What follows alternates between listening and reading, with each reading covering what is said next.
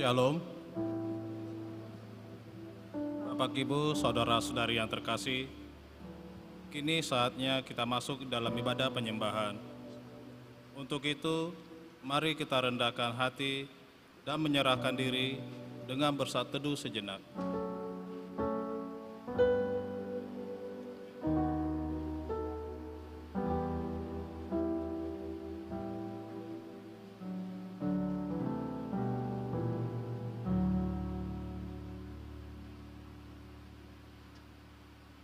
Amin. Kita memuji Tuhan dari Kidung Jemaat nomor 9 ayat 1 sampai 3.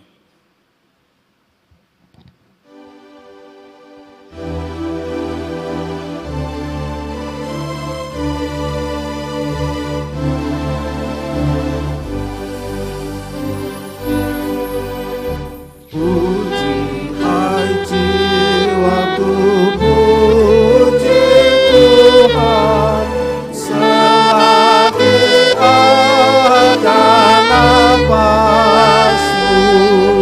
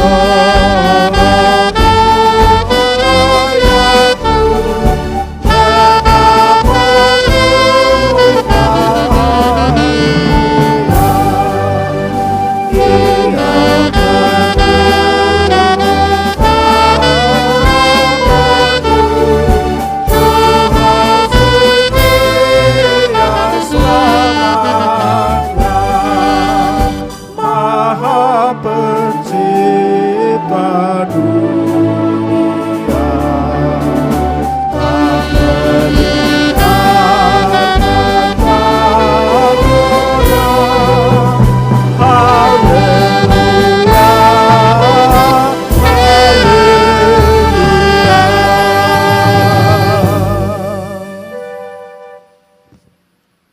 Di dalam nama Allah Bapa dan anaknya Tuhan Yesus Kristus dan Roh Kudus, Khalik langit dan bumi. Amin. Dengan sesungguhnya aku sendiri akan memperhatikan domba-dombaku dan akan mencarinya. Seperti seorang gembala mencari dombanya pada waktu domba itu tercerai dari kawanan dombanya. Begitulah aku akan mencari domba-dombaku dan aku akan menyelamatkan mereka dari segala tempat. Haleluya.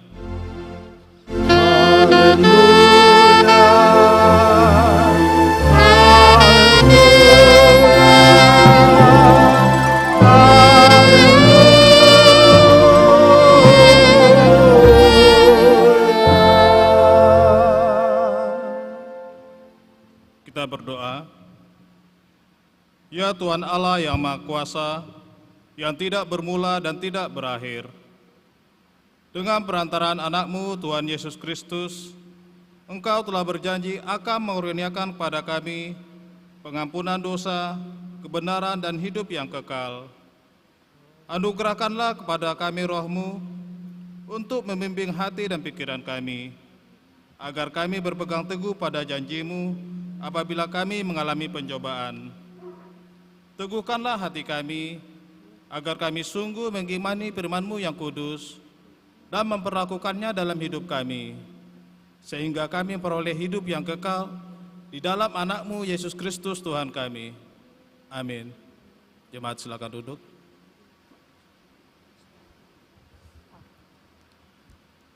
Kita memuji Tuhan dari pelengkap Gedung Jemaat nomor 103 ayat 1 dan 4.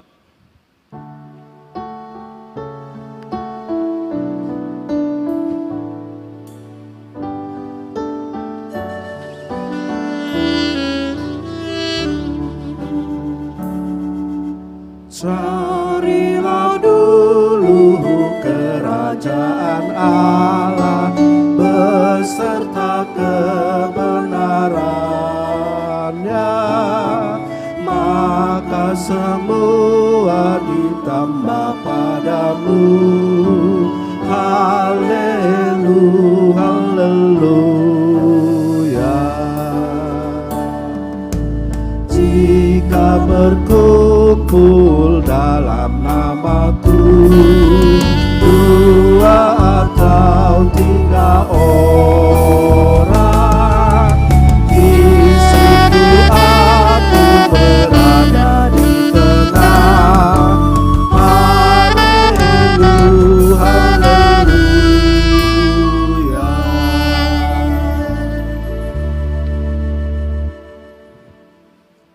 Firman Tuhan sebagai pedolat khotbah pada minggu keempat setelah Trinitatis yang tertulis dalam Kolose 1 ayat 14 sampai ayat 1 sampai ayat 14. Kolose 1 ayat 1 sampai ayat 14. Marilah kita baca secara bergantian. Demikianlah firman Tuhan. Dari Paulus, Rasul Kristus Yesus, oleh kehendak Allah, dan Timotius saudara kita, kepada saudara-saudara yang kudus dan yang percaya dalam Kristus di Kolose, kasih karunia dan damai sejahtera dari Allah Bapa kita menyertai kamu. Ucapan syukur dan doa. Kami selalu mengucap syukur kepada Allah, Bapa Tuhan kita Yesus Kristus, setiap kali kami berdoa untuk kamu. Karena kami telah mendengar tentang iman-Mu dalam Kristus Yesus dan tentang kasih-Mu terhadap semua orang kudus. Oleh karena pengharapan yang disediakan bagi kamu di sorga, tentang pengharapan itu telah lebih dahulu kamu dengar dalam firman kebenaran, yaitu Injil. Yang sudah sampai kepada kamu, Injil itu berbuah dan berkembang di seluruh dunia. Demikian juga di antara kamu sejak waktu kamu mendengarnya dan mengenal kasih karunia Allah dengan sebenarnya. Semuanya itu telah kamu ketahui dari Epafras, kawan pelayan yang kami kasihi, yang bagi kamu adalah pelayan Kristus yang setia. Dialah juga yang telah menyatakan kepada kami kasih-Mu dalam roh. Sebab itu, sejak waktu kami mendengarnya, kami tiada berhenti-henti berdoa untuk kamu. Kami meminta supaya kami menerima segala hikmat dan pengertian yang benar untuk mengetahui kehendak Tuhan dengan sempurna, Sehingga hidupmu layak di hadapannya serta berkenan kepadanya dalam segala hal, dan kamu memberi buah dalam segala pekerjaan yang baik dan bertumbuh dalam pengetahuan yang benar tentang Allah. dan dikuatkan dengan segala kekuatan oleh kuasa kemuliaan-Nya, untuk menanggung segala sesuatu dengan tekun dan sabar. Dan mengucap syukur dengan sukacita kepada Bapa yang melayakkan kamu untuk mendapat bagian dalam apa yang ditentukan untuk orang-orang kudus di dalam kerajaan terang. Ia telah melepaskan kita dari kuasa kegelapan dan memindahkan kita ke dalam kerajaan Anak-Nya yang kekasih. Di dalam Dia kita memiliki penebusan kita, yaitu pengampunan dosa. Sampai demikian pembacaan firman Tuhan. Yang berbahagia ialah mereka yang mendengarkan firman Allah dan yang memeliharanya. Amin. Kita memuji Tuhan dari Kidung Jemaat nomor 41 ayat 2 dan 3.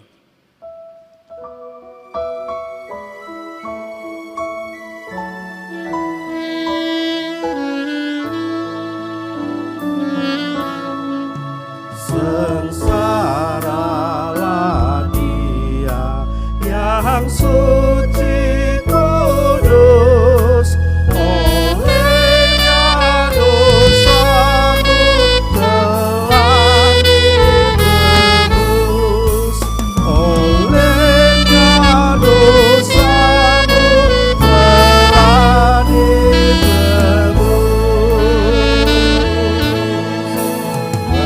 Pergilah padanya engkau yang lelah, temanmu diangkat, hatimu lega, temanmu diangkat, hatimu lega.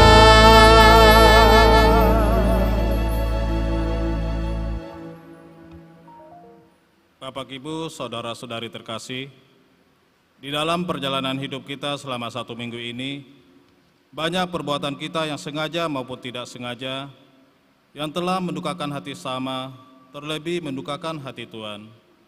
Saat ini, kita diberikan kesempatan untuk mengakui dan menyesali dosa-dosa kita di hadapan Tuhan. Marilah kita berdoa dalam hati kita masing-masing.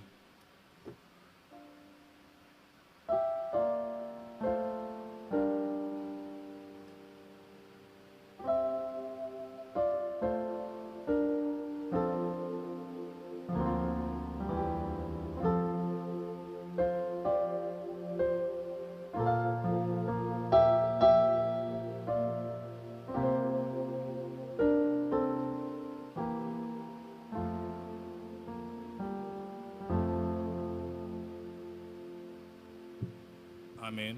Kita berdoa. Bapa kami yang surga, di dalam nama Yesus Kristus Tuhan kami, Engkaulah Tuhan yang Maha Kuasa, Khalik langit dan bumi, dan sumber segala kebenaran dan keadilan untuk menghakimi umat manusia. Kami datang bersembah sujud di hadapan-Mu untuk menyesali dosa dan pelanggaran kami terhadap hukum-Mu. Kami sering menuruti godaan iblis dan tabiat kami yang jahat. Sepantasnya lah kami menerima ganjaran sesuai dengan pelanggaran kami. Tetapi kami telah sadar akan kejahatan kami, sehingga kami datang ke hadapan-Mu untuk menyerahkan diri dan menyesali segala dosa kami. Tolong dan kasihanilah kami, ampunilah segala dosa dan pelanggaran kami.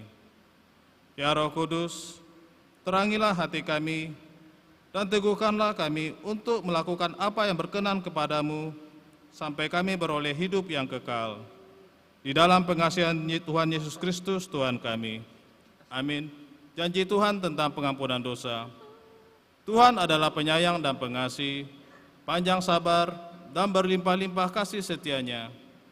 Tidak dilakukannya kepada kita setimpal dengan kesalahan kita. Seperti Bapa sayang kepada anak-anaknya, demikian Tuhan sayang kepada orang-orang yang takut akan Dia. Segala kemuliaan bagi Allah di tempat yang maha tinggi. Amin. Jemaat silakan duduk.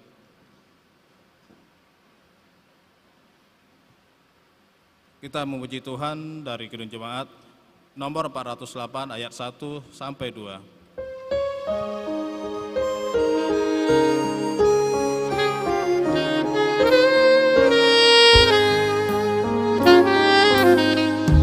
Di jalanku ku diiring oleh Yesus Tuhanku. Apakah yang kurang lagi jika di hadapanku diberi damai surgawi, asal imanku teguh, suka duka dimaknanya untuk kebaikanku, suka duka dimaknanya untuk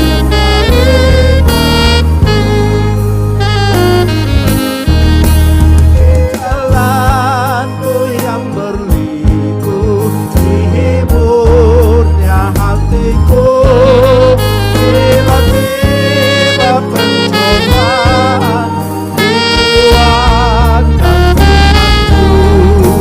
Jika aku kehausan dan langkahku kan tetap, dari cadas di depanku datang air yang sedap, dari cadas di depanku datang air yang sedap.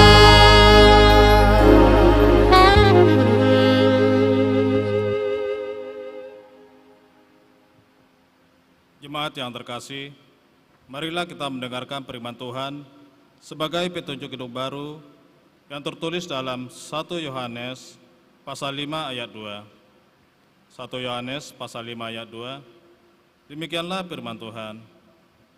Inilah tandanya bahwa kita mengasihi anak-anak Allah, yaitu apabila kita mengasihi Allah serta melakukan perintah-perintahnya. Sampai demikian pembacaan firman Tuhan. Marilah kita bersama-sama memohon kekuatan dari Tuhan. Ya Allah Bapa kami, berilah kami kekuatan untuk melakukan yang sesuai dengan firman-Mu. Amin. Kita memuji Tuhan dari pelengkap Kidung Jemaat nomor 126 ayat 1 sampai 2.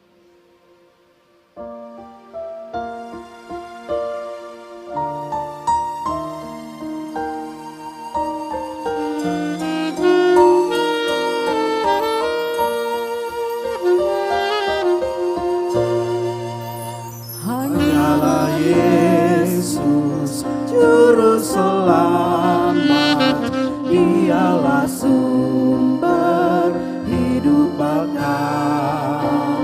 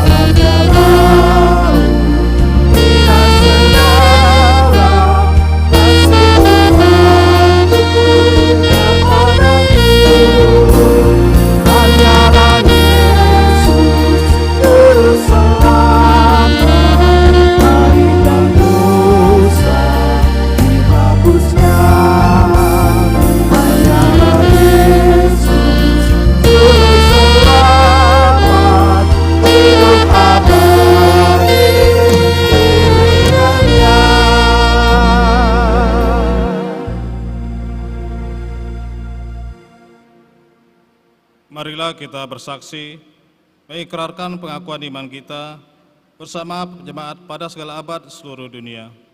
Bersama-sama, aku percaya kepada Allah, Bapa yang Maha Kuasa, Khalik langit dan bumi. Aku percaya kepada Yesus Kristus, Anak-Nya yang tunggal Tuhan kita, yang dikandung daripada Roh Kudus, lahir dari anak darah Maria, yang menderita di bawah pemerintahan Pontius Pilatus, disalibkan, mati dan dikuburkan, turun ke dalam kerajaan maut. Pada hari yang ketiga, bangkit pula dari antara orang mati, naik ke surga, duduk sebelah kanan Allah Bapa yang Maha Kuasa, dan akan datang dari sana untuk menghakimi orang yang hidup dan yang mati. Aku percaya kepada Roh Kudus, gereja yang kudus dan am, persekutuan orang kudus, pengampunan dosa, kebangkitan daging, dan hidup yang kekal. Amin.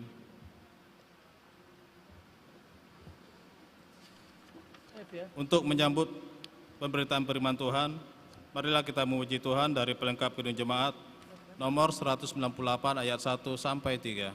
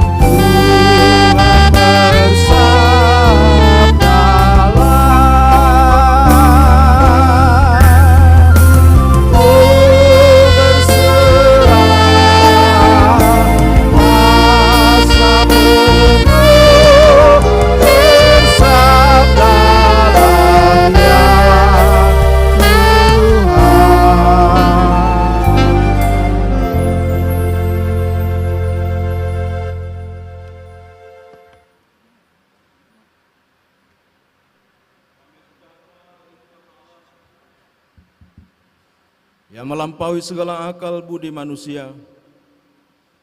Itulah yang memelihara hati dan pikiran saudara-saudara dalam Kristus Yesus Tuhan kita.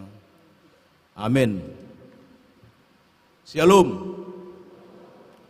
Bapak Ibu saudara-saudara yang terkasih, pada ibadah kita pada saat ini, Tuhan menyapa kita dari firman Tuhan yang tertulis dalam Ulangan 30 ayat 11 sampai dengan 14.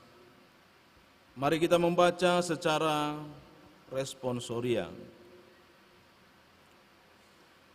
Sebab perintah ini yang kusampaikan kepadamu pada hari ini tidaklah terlalu sukar bagimu dan tidak pula terlalu jauh.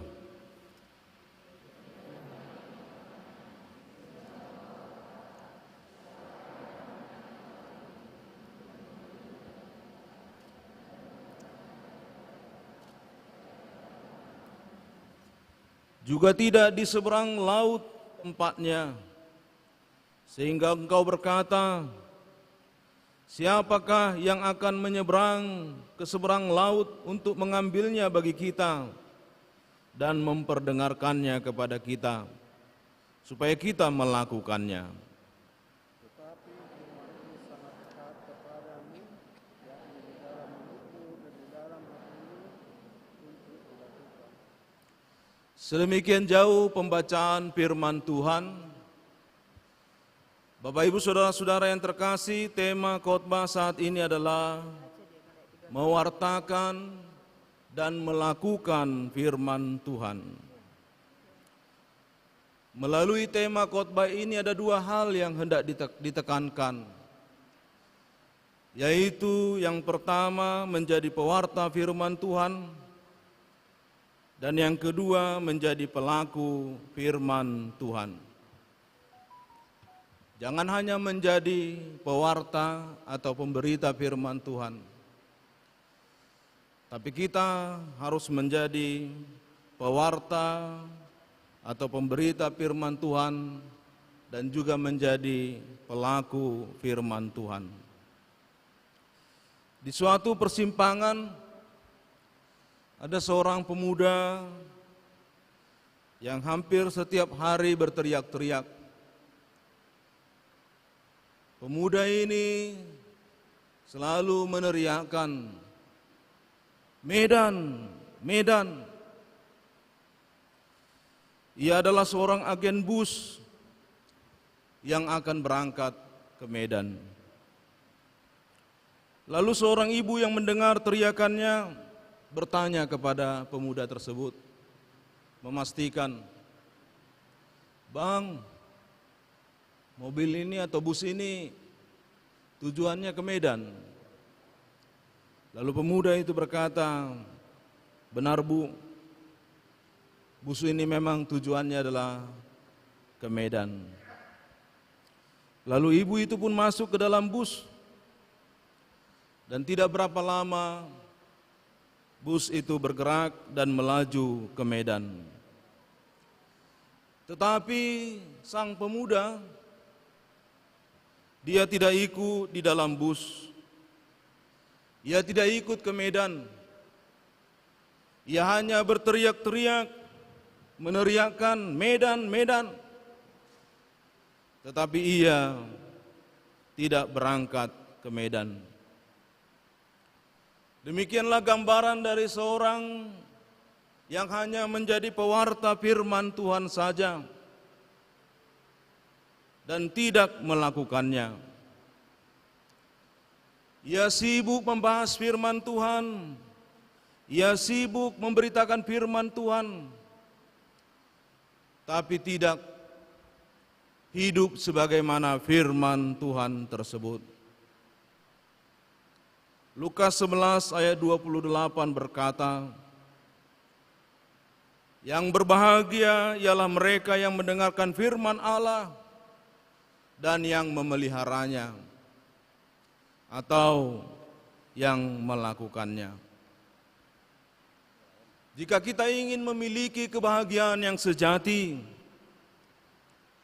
jangan hanya menjadi pendengar, jangan hanya menjadi pewarta, tapi kita harus juga menjadi orang yang melakukan firman Tuhan.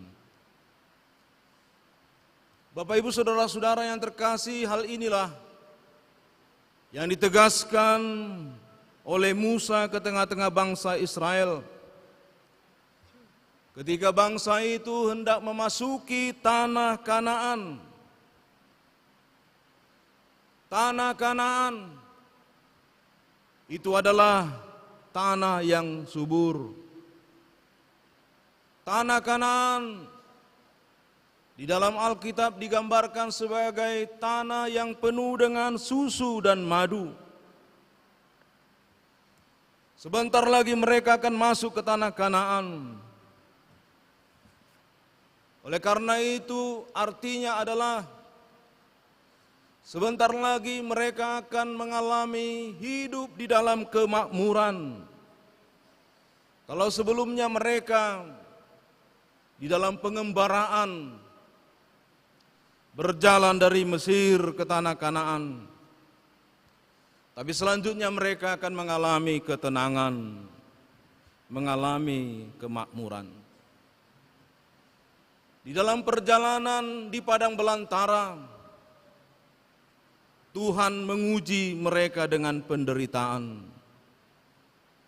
Tetapi ketika mereka sudah masuk ke tanah Kanaan, maka mereka tidak lagi diuji dengan penderitaan, tapi mereka akan diuji dengan kekayaan.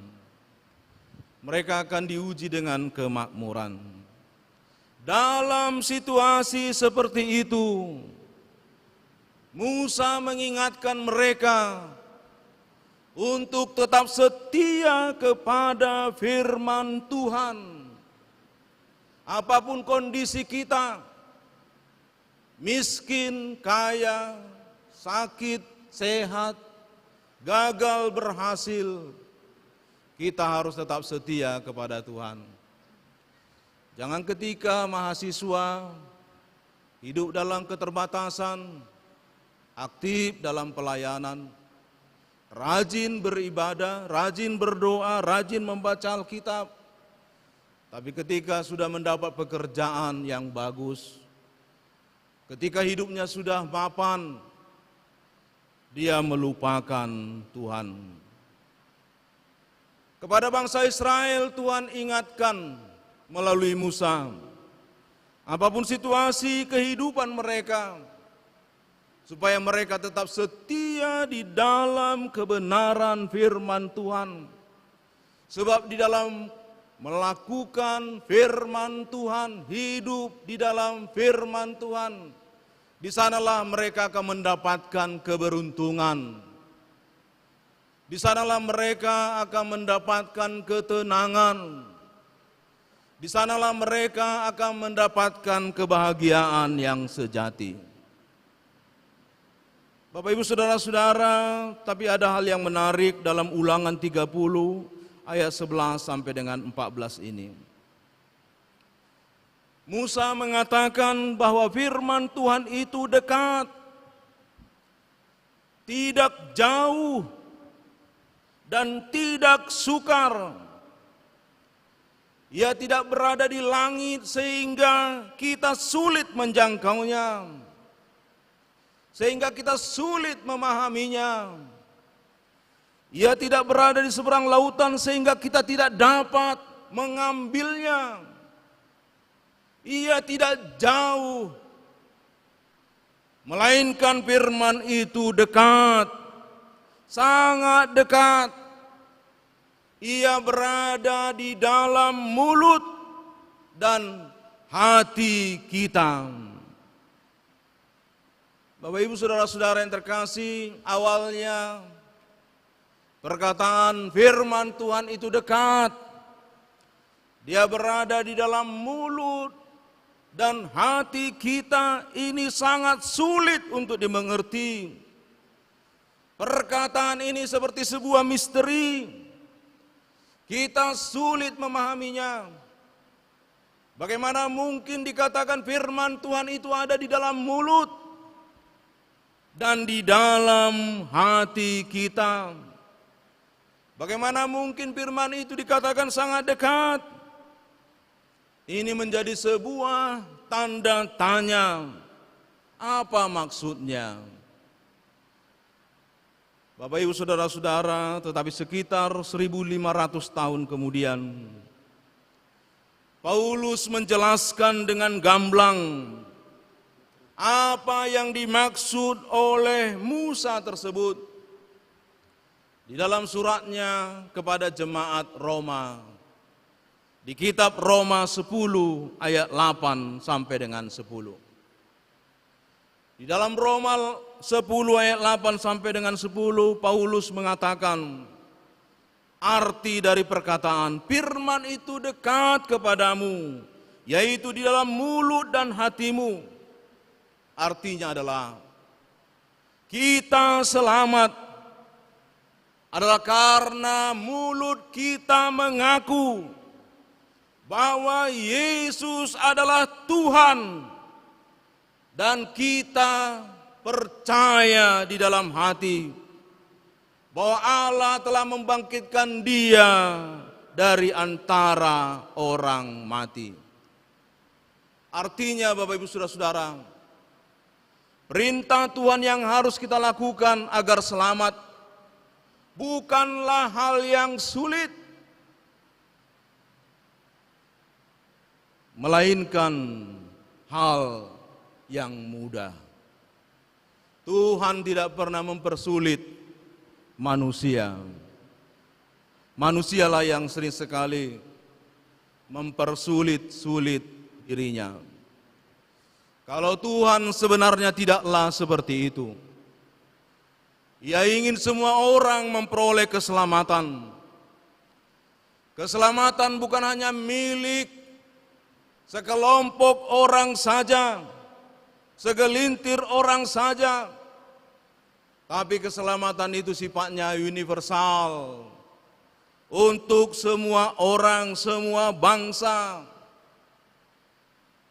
Yang penting mereka mengaku dengan mulutnya Yesus adalah Tuhan, dan percaya dalam hatinya bahwa Yesus Dia bangkit dari kematian. Oleh karena itu Tuhan meminta kita untuk percaya, dan dengan percaya kita memperoleh keselamatan. Pertanyaannya Bapak Ibu Saudara-saudara, sulitkah yang diminta Tuhan tersebut? Sulitkah menjadi percaya? Bagaimana Bapak Ibu Saudara-saudara? Sulitkah menjadi orang yang percaya? Kalau kita merenungkan secara mendalam, sesungguhnya kemampuan percaya adalah kemampuan yang dimiliki oleh seorang anak yang masih kecil. Seorang bayi, kemampuannya adalah percaya. Tidak ada bayi yang lahir, dia langsung bisa berdoa. Tidak ada itu. Tidak ada bayi yang begitu lahir, dia langsung bisa bernyanyi. Dia nyanyikan Kidung Jemaat. Tidak ada bayi yang begitu lahir, dia langsung bisa berbuat baik. Waduh, baik kali bayi ini, sopan sekali dia. Tidak ada. Tidak ada bayi yang baru lahir langsung bisa membaca Alkitab. Tidak ada. Saya tidak tahu umur berapa Bapak Ibu Saudara-saudara bisa membaca Alkitab. Saya tidak tahu umur berapa kita bisa berdoa. Tapi yang pasti, tidak ada bayi yang memiliki kemampuan langsung bisa membaca Alkitab, berdoa, langsung bisa memberikan persembahan, persepuluhan. Tidak ada. Kemampuan seorang bayi yang baru lahir adalah percaya. Dia percaya apa yang diberikan oleh orang tuanya ke dalam mulutnya adalah makanan. Ketika orang tua, kalau sekarang memang jarang itu, tapi dulu orang tua melakukannya. Mameme, diambil nasi, dikunyah sama orang tua, lalu diambil dari mulutnya, dimasukkan ke mulut anak ini. Apa yang dilakukan oleh anak ini? Anak ini tidak berkata, nggak mau, aku nggak mau. Anak ini akan membuka mulutnya, Lalu dimasukkanlah nasi yang dikunyah oleh orang tuanya itu ke dalam mulut anak itu. Ditelan sama dia. Kalau sekarang Bapak Ibu Saudara-saudara, kalau ada yang melakukan seperti itu kepada kita, walaupun bapak mama kita, mungkin kita akan berkata, enggak mau aku katanya. Tapi kalau bayi itu, dia percaya kepada orang tuanya. Dengan tenangnya bayi itu akan menelan apa saja yang diberikan oleh orang tuanya. Itulah kemampuan seorang bayi, kemampuan percaya. Dengan kemampuan seperti itulah Tuhan meminta kita untuk percaya kepadanya, supaya kita memperoleh keselamatan. Keselamatan kita bukan karena kebaikan kita, bukan karena kemurahan hati kita, tetapi keselamatan kita adalah karena iman percaya kita kepada Tuhan. Tapi orang yang percaya kepada Tuhan pastilah baik, sebab Tuhan yang dia percayai adalah Tuhan yang baik.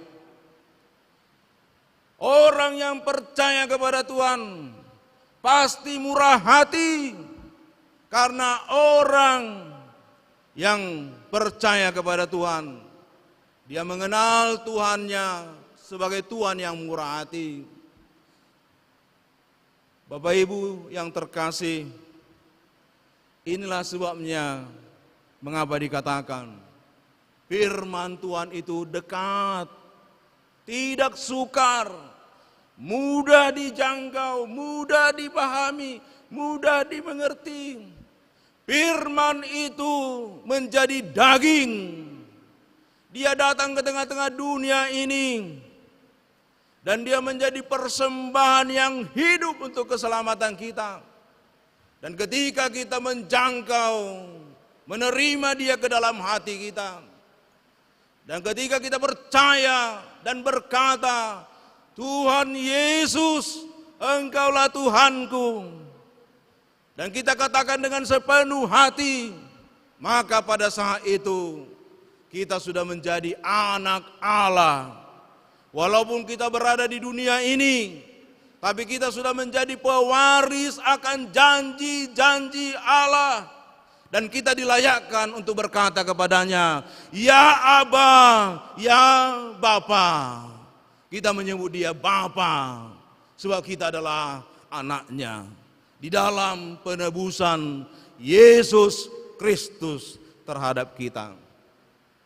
Orang yang percaya adalah orang yang bergantung kepada Tuhan. Orang yang berserah kepada Tuhan. Orang yang memegang tangan Tuhan. Suatu ketika ada sebuah pengalaman. Seorang anak berusia sekitar 4 tahun.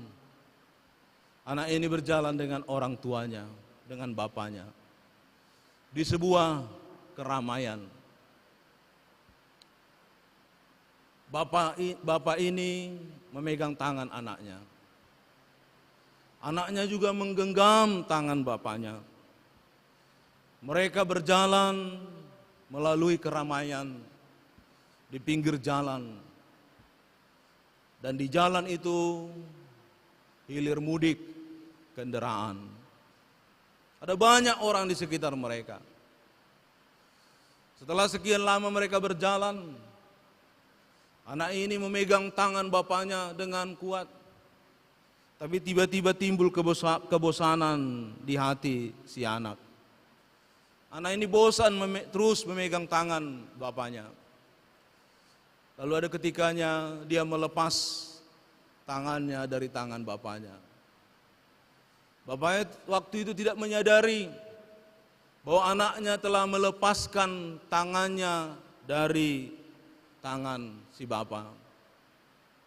Sehingga kemudian karena langkah bapak itu lebih jauh jangkauannya, si anak ini tertinggal di belakang, si bapak berjalan terus. Tinggallah si anak seorang diri. Ketika dia menatap kiri kanan, dia mulai bingung. Dalam kondisi seperti itu, ia dapat sesat. Tapi bukan hanya sesat saja, tidak tahu jalan pulang, tapi jiwanya juga terancam.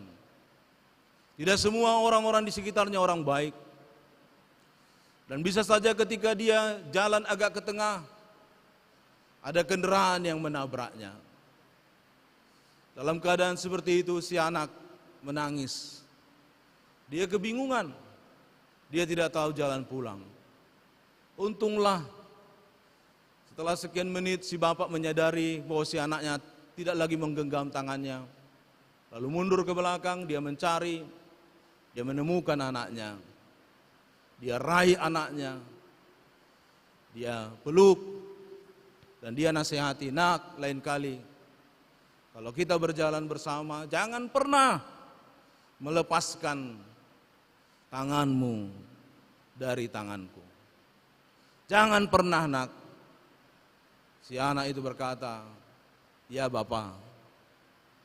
Bapak Ibu saudara-saudara, demikianlah kita dalam kehidupan ini. Tuhan mengulurkan tangannya kepada kita.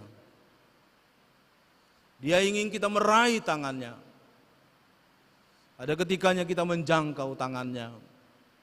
Kita menggenggam tangannya. Dan kita berjalan bersama dengan dia. Tapi oleh karena hiruk pikuk dunia ini, kadang mungkin kita merasa bosan.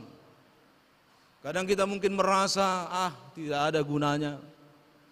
Kadang kita mungkin merasa, aku pun bisa berjalan seorang diri.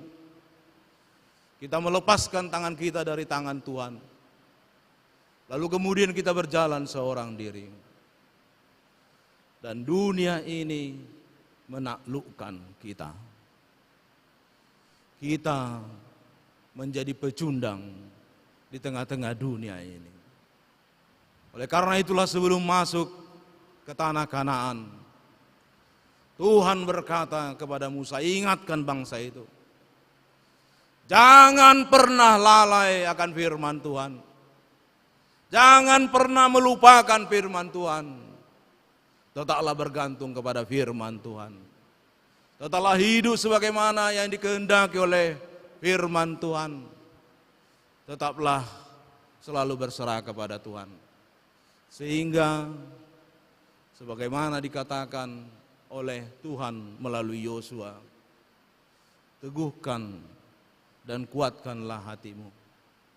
Jangan menyimpang ke kanan atau ke kiri, supaya kemanapun engkau melangkah, engkau akan beruntung. Diberkatilah kita di dalam menerima firman Tuhan, menjadi pewarta akan kebenaran firman Tuhan. Tapi bukan hanya sekedar menjadi pewarta, tapi kita juga menjadi pelaku firman Tuhan. Sebagaimana tema kita saat ini. Amin. Kita bersatu di dalam doa. Bapa di sorga, kami mengucap syukur, berterima kasih. Kami sudah mendengarkan firman-Mu, berkumandang di tengah-tengah kami. Kiranya kami menyambut firman Tuhan dengan penuh sukacita dan damai sejahtera. Dan kami hidup sebagaimana yang dikehendaki oleh-Mu. Menjadi pendengar dan pewarta firman Tuhan. Tapi bukan hanya itu saja. Tapi kami juga menjadi pelaku firman Tuhan. Di mana kami percaya dengan sepenuh hati kepada Engkau. Kami bergantung dengan sungguh-sungguh kepada Engkau. Roh-Mu yang kudus telah bekerja di tengah-tengah kami. Sehingga Roh Kudus itu boleh menuntun dan membimbing kami. Sehingga kami boleh semakin memahami akan kebenaran firman-Mu. Terpujilah Engkau Bapa, mulialah nama-Mu dalam Kristus Yesus. Amin. Mari kita melanjutkan ibadah kita dengan bernyanyi dari Kidung Jemaat nomor 355 ayat 2 dan ayat yang ketiga.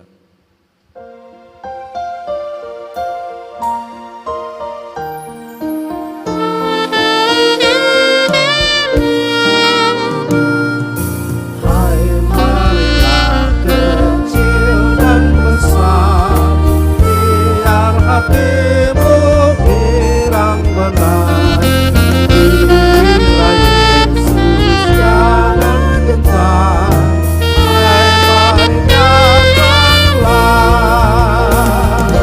sungguh nanti kita akan sembah, tegas usaha kita bersama Yesus dalam terang.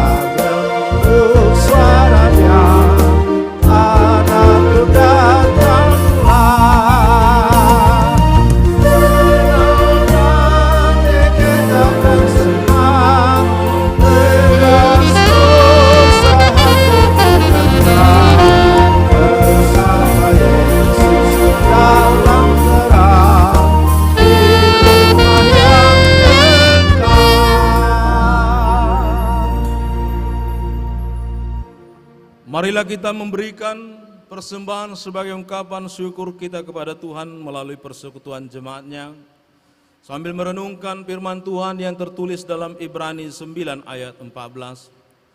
Betapa lebihnya darah Kristus yang oleh roh yang kekal telah mempersembahkan dirinya sendiri kepada Allah sebagai persembahan yang tak bercacat, akan menyucikan hati nurani kita dari perbuatan-perbuatan yang sia-sia, supaya kita dapat beribadah kepada Allah yang hidup. Amin. Mari kita memberikan persembahan dengan sukacita.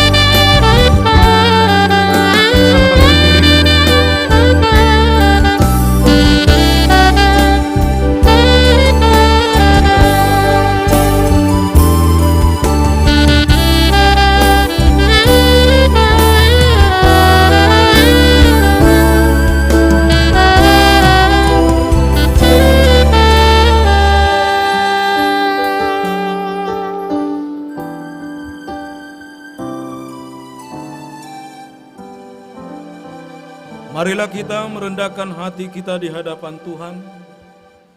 Kita berdoa untuk persembahan yang telah kita kumpulkan. Ya Allah Bapa kami yang di sorga, kami mengaku dengan setulus hati, Engkaulah sumber segala berkat dan karunia. Di sini kami memberikan persembahan syukur kami kepadamu. Terimalah persembahan umat-Mu dan berkatilah menjadi alat kesaksian, persekutuan, dan pelayanan jemaat-Mu. Jadikanlah hidup kami persembahan yang berkenan kepadamu, dan pakailah hidup kami untuk turut menghadirkan tanda-tanda kerajaan-Mu di seluruh dunia ini. Kasih, keadilan, damai, sejahtera, dan sukacita. Bukalah hati kami oleh Roh Kudus-Mu, agar kami senantiasa mengucapkan syukur kepadamu. Di dalam nama Yesus Kristus Tuhan kami. Amin. Mari bersyukur semua atas kebajikan Tuhan, kasih perjanjiannya sungguh nyata selamanya. Dia yang mengingat kita dalam susah dan derita, kasih perjanjiannya sungguh nyata selamanya.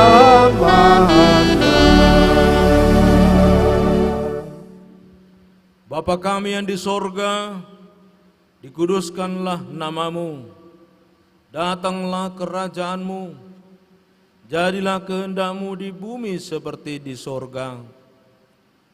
Berikanlah kami pada hari ini makanan kami yang secukupnya, dan ampunilah kami akan kesalahan kami, seperti kami juga mengampuni orang yang bersalah kepada kami.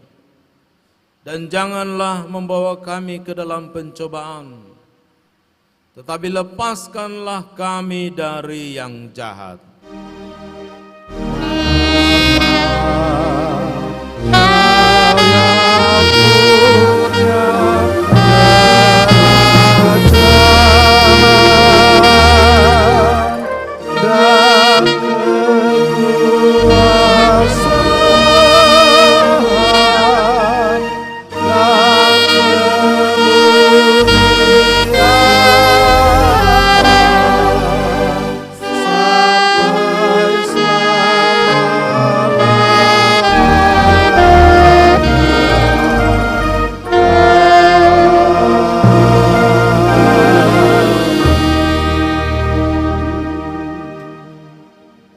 Terimalah berkat dari Tuhan dan pulanglah dalam damai sejahtera.